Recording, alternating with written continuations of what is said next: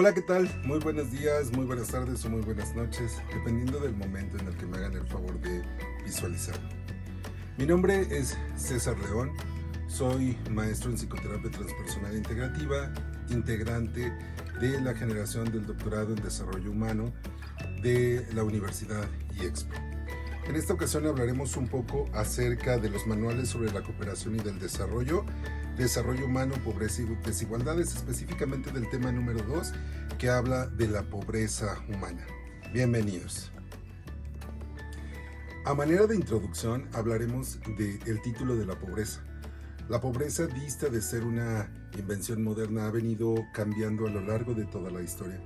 Es posible que no se puedan tener rastros reales desde dónde viene el concepto de la pobreza. Sin embargo, algo que es importante destacar es que este concepto ha venido suscitándose a lo largo de toda la historia cuando se ve que las poblaciones o los seres humanos son incapaces de satisfacer sus necesidades. Tenemos dos enfoques directamente para hablar de la pobreza, un enfoque económico y un enfoque multidimensional, de los cuales haremos mención a lo largo de este pequeño trabajo. La medición de la pobreza desde un enfoque económico trata de capturar la existencia de las vibraciones de la naturaleza material, empleando para ello indicadores que nos enseñen cómo se puede ver directamente la pobreza. La pobreza humana es un índice de marginalidad y que nos permite a nosotros evaluar cómo se encuentra el individuo en este momento. El diccionario de la lengua española define la pobreza como una falta o escasez y considera pobre a aquel que es una persona necesitada y que no tiene lo necesario para vivir. Por otro lado, la Enciclopedia Británica habla de la pobreza como el estado de aquel que carece de la cantidad de dinero o bienes materiales considerada como normal o socialmente aceptable. Estas propuestas de definición aparentemente similares difieren al menos en dos puntos. Primero, en que los casos de la pobreza, de acuerdo a como lo ve la Enciclopedia Británica, habla de una privación del terreno de lo material, mientras que el Diccionario de la Lengua Española no concreta la naturaleza de las necesidades. Y por otro lado, la Enciclopedia Británica considera explícitamente que la situación de pobreza surge de la comparación respecto a un estándar social predominante, lo normal o socialmente aceptable, mientras que la propuesta del Diccionario de la Lengua Española no concreta qué se considera como necesario para vivir. La noción de pobreza dista pues de ser una invención moderna o un producto de sociedades capitalistas, como ya lo había dicho con anterioridad. Esto viene desde los tiempos antiguos hasta nuestros días, y en diferentes culturas lo hemos visto manifestado. Una de las definiciones dice que perder la propia posición de la vida, ser privados de sus instrumentos de trabajo, la pérdida de la condición o los signos de profesión, la falta de protección, la exclusión de la propia comunidad, el abandono, la debilidad o la humillación pública da como resultado pobreza, de acuerdo a lo que dice Ranneman en 1992. Se ha dado en relación a cada contexto histórico. Se habla como pobreza en función del hambre. Se habla también de pobreza como una carencia de bienes materiales, pero podemos tener entonces 4 modelos para conceptualizar la pobreza. Primero, una conceptualización económica. De acuerdo a lo que dice Purleys, habla de las leyes para los pobres, donde se habla de la enmienda a la ley de los pobres en 1834, que dice que la pobreza es culpa de quien la vive, mientras que Booth habla de las 7 clases de los pobres, entre ellos teniendo en cuenta los muy pobres, que son una línea específica de la pobreza, y Senbon, que habla de la pobreza primaria y de la pobreza secundaria. Dentro de esta podemos encontrar que la pobreza se mide de acuerdo a las necesidades básicas y su falta de satisfacción. Dice que en los años 50 se habla de una inversión, industrialización, un crecimiento económico, un efecto de filtración, es donde se habla de la edad de oro del capitalismo, mientras que en los años 60 se habla de la reducción de la pobreza, asegurando los bienes y servicios. Se da un enfoque en las necesidades básicas que son económicas y multidimensionales. Pero entonces, ¿cuáles son verdaderamente las necesidades básicas? ¿Solamente son aquellas que satisfacen los bienes y servicios? ¿O también debemos de tomar en cuenta que las necesidades básicas van incluso desde los procesos espirituales y de relación para con los otros? También hablamos de una privación relativa, donde existe una nueva concepción de la pobreza, más o menos en los años 70, donde se habla de la comparación entre las personas y el percibir alguna carencia que sienten que están privadas de algo a lo que tienen derecho, generando así perspectivas relativas a la pobreza, tanto absoluta como una pobreza relativa. Y por último tenemos la concepción multidimensional, donde se dice que la pobreza humana se pone en el centro de la política social de desarrollo, específicamente observando que cuando no se cuenta con los servicios públicos como la salud, educación, seguridad, etc., entonces hablamos de una persona pobre. Morris dice que el índice de calidad física de vida, como la alfabetización, la esperanza de vida y la tasa de mortalidad, son los tres aspectos más importantes para poder conceptualizar la pobreza. Estos se encuentran contenidos por primera vez en el informe sobre el desarrollo humano. La medición de la pobreza es una resolución de dos problemas básicos. Primero, el establecimiento de los criterios a emplear para la identificación de las personas en situación de pobreza y aplicación de algunos criterios de agregación que permiten resumir las distintas dimensiones consideradas en un indicador único. La medida de bienestar depende circunstancialmente de la definición de pobreza asumida, ya sea unidimensional o multidimensional.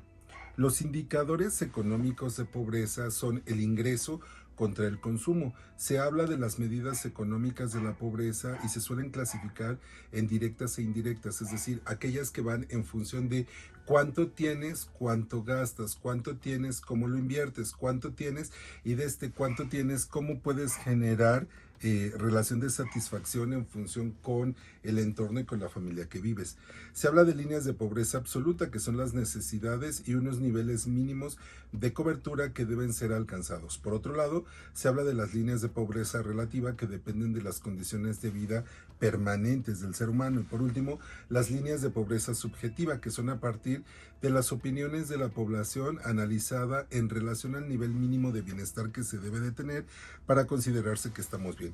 Entonces tenemos ahí incluso unas líneas de pobreza internacional que constituyen un caso especial de líneas de pobreza absoluta.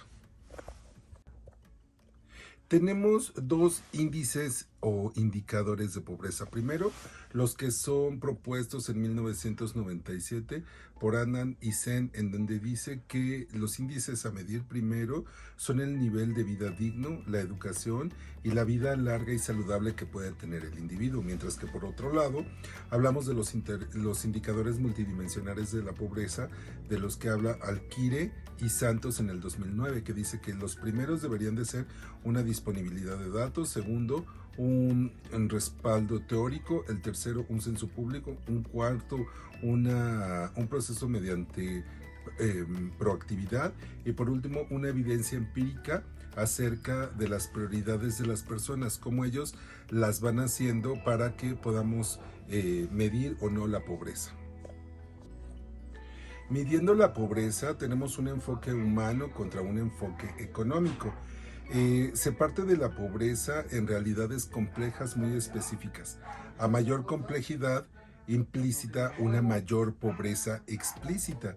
Para construir un indicador que aspire a capturar completamente y adecuadamente la pobreza humana, es necesario responder a una serie de preguntas sin fácil solución. Primero, ¿qué dimensiones debemos de considerar para hablar de la pobreza? Segundo, ¿qué indicadores debemos de incorporar para poder hablar de la pobreza? Y por último, ¿cómo debemos ponderarlos para entonces entender que verdaderamente es una pobreza?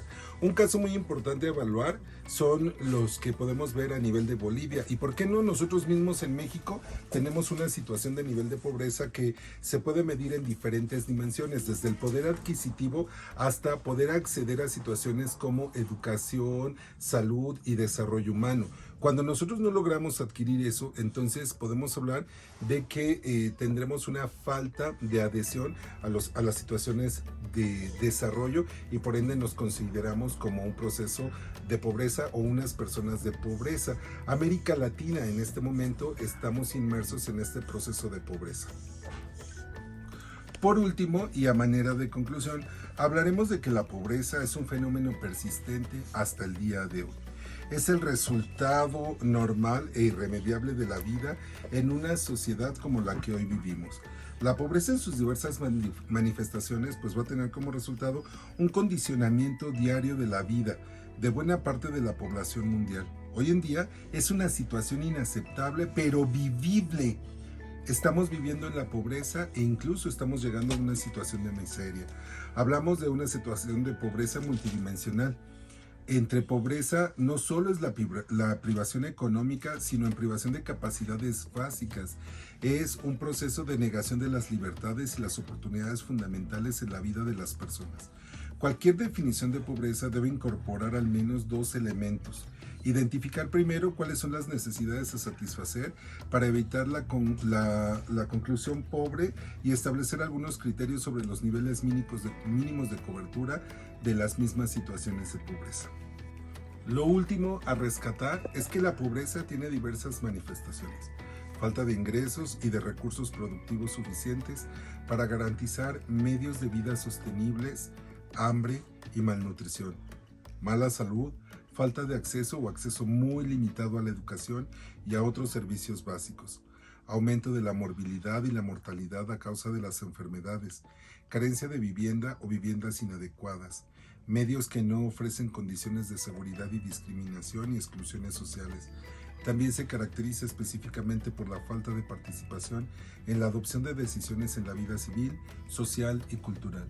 Algo que pareciera no contar en este momento, pero si simplemente analizamos cómo nos encontramos en hoy, 2021, en México, entenderíamos que somos una situación de pobreza.